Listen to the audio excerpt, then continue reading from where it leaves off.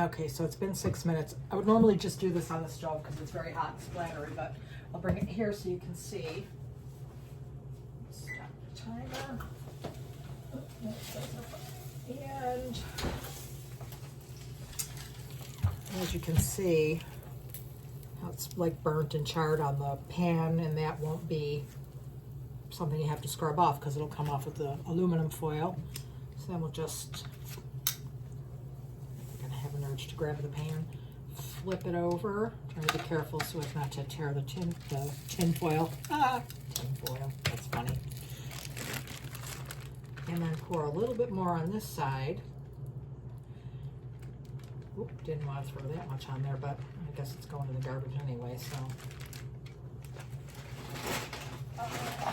I'm not sure with beef, since you can eat beef raw, this is my assumption, I don't know for a fact, but I'm usually a little more cavalier with like the marinade from a beef than I would be from a chicken or a pork, because that is something that there's like, if I was going to use a chicken marinade, I would cook it in a little saucepan on the stove and let it boil for like a minute to kill any grounds.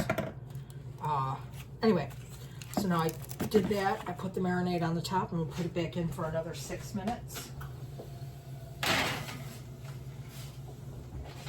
If you all like your meat medium, well done, I would say, depending on the thickness too, because sometimes any thicker than that, and it's,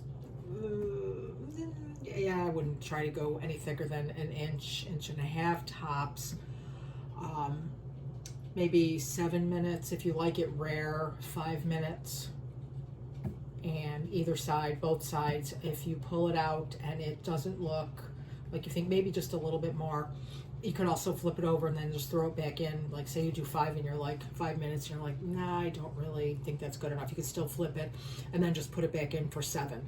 And that's usually, I basically determine on how it looks, how many minutes. But I don't ever go, I've never done 10 minutes. It never seems to need that much. So anyway, that'll be in for another 5 minutes, 16 seconds, and I don't know if I'll even bother you with coming back to show you how it is. Once it comes out of the oven, leave it sit for 10 or 15, covered with a little bit of aluminum foil, and I'll check the carrots. This way, if they're not done, they can stay in the oven. The potatoes will be fine, and everything should be delicious. If I come back, I guess we'll see. If you see me again on this meal, then I came back. If not, I will let you know in person how it was.